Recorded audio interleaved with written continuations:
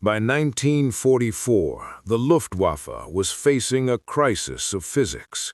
Their standard fighters were being choked out of the sky by high-altitude Allied bombers and the long-range escorts that protected them. The original butcher bird, the FW-190, was a beast at low levels, but its engine gasped for air as the dogfights moved higher. To survive, the Germans had to break the rules of conventional design. Enter the FW-190D9, the long-nosed Dora. This wasn't just a modification, it was a desperate, illegal stretch of an existing legend. Designers took the airframe and jammed a massive Junkers Jumo 213 liquid-cooled engine into the front. To balance the weight of this new, powerful heart, they had to extend the tail by nearly 2 feet, creating a sleek, elongated profile that looked less like a bird and more like a dart designed to pierce the atmosphere. The illegal nature of the Dora began in its very conception.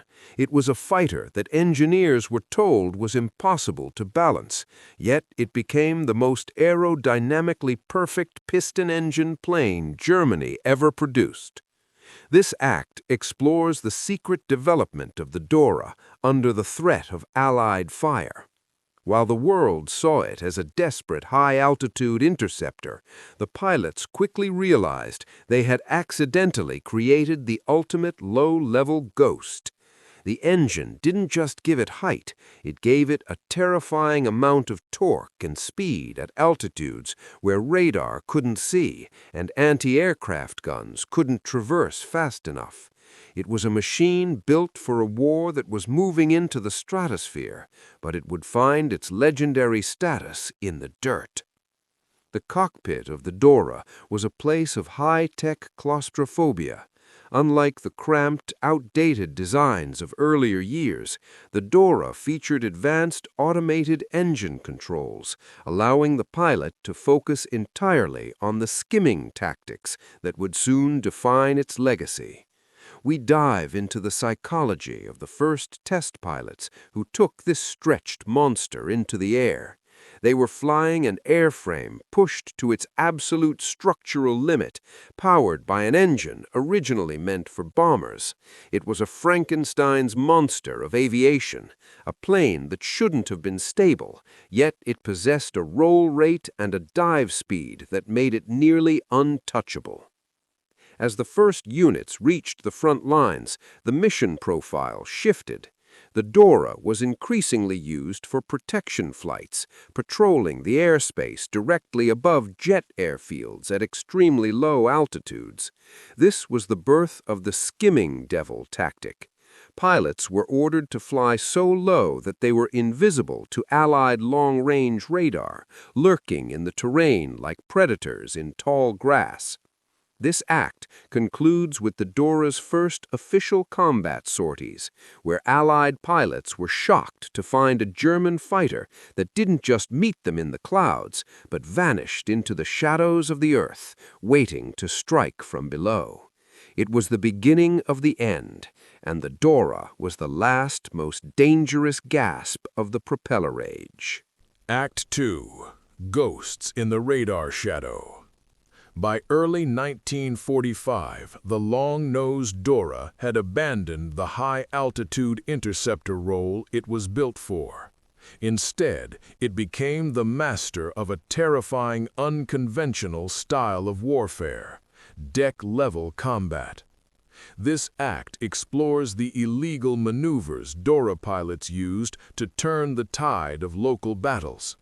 While Allied pilots were scanning the horizon for enemy formations, the D-9s were often flying so low that they were literally invisible to long-range early warning radar. They operated in the radar shadow, the blind spot created by hills, buildings, and the curvature of the earth. This wasn't just a choice, it was a survival tactic that allowed a numerically inferior force to appear out of nowhere, strike with pinpoint accuracy, and vanish before the escorting Mustangs could react. The missions were a brutal test of human nerves and machine precision.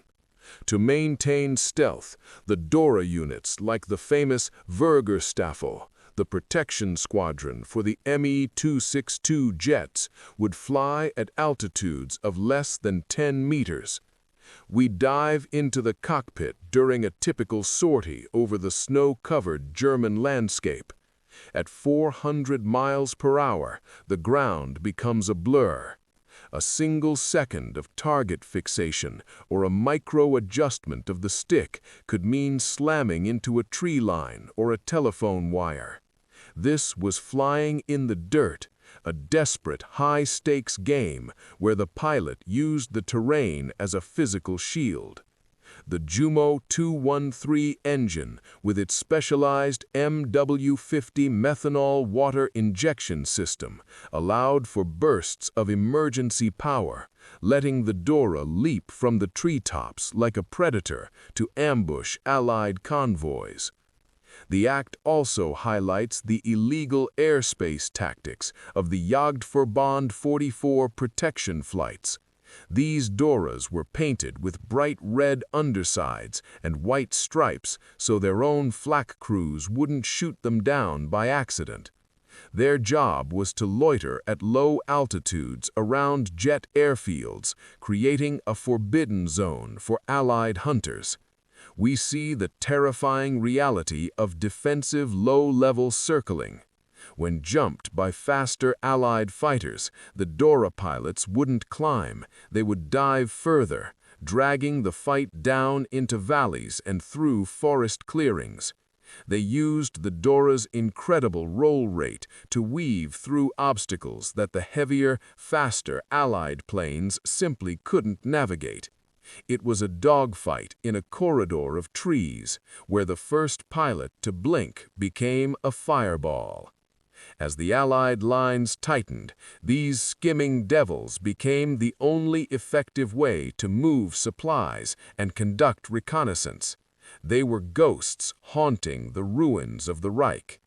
This act concludes with the harrowing accounts of pilots who flew through the flak alleys of the Western Front, where every farmer with a rifle and every Allied tank commander with a machine gun was a threat. The Dora wasn't just a plane anymore. It was a ghost in the machine, a weapon that lived in the gaps between the clouds and the earth, pushing the absolute limit of what a pilot could endure before the age of the jet changed everything forever. By the final months of the war, the long-nosed Dora had become the spearhead of a desperate, illegal gamble known as Operation Bodenplatte. On New Year's Day, 1945, the Luftwaffe launched a massive, secret strike against Allied airfields, but with a terrifying twist. To stay undetected, hundreds of Dora pilots were ordered to fly in total radio silence, skimming so low over the snow that their propellers kicked up white clouds of frost behind them. This segment explores the tragedy of this mission. While they caught the Allies off guard, the illegal secrecy was so tight that many Dora pilots were actually shot down by their own German anti-aircraft crews, who hadn't been informed of the secret low-level flight path. This act focuses on the ghost aces, the elite pilots who specialized in this suicidal style of warfare. We dive into the cockpit of a D-9 as it engages in its signature defensive low-level circling. When jumped by faster, numerically superior Allied Mustangs, Dora pilots refused to climb. Instead, they dragged the fight down to the treetops, using their superior roll rate to weave through narrow valleys where the heavier Allied planes simply couldn't follow. It was a high-stakes game of chicken with the Earth itself, where the pilot who blinked first or lost focus for a fraction of a second became a fireball in the trees. The logistical collapse of the Reich forced these skimming devils into an even desperate existence. As fuel supplies vanished, the Doras were hidden in forbidden hangars, actually stretches of the Autobahn highway or forest roads converted into makeshift runways. The act details the final retreat, where these magnificent machines were often abandoned on the side of the road, stripped of their weapons, and left to rot as the Allied ground forces closed in. It was a humiliating end for the most aerodynamically perfect piston-engine fighter of the war, a machine that had lived its final days in the dirt and shadows. The story concludes by examining the Dora's lasting legacy on aviation.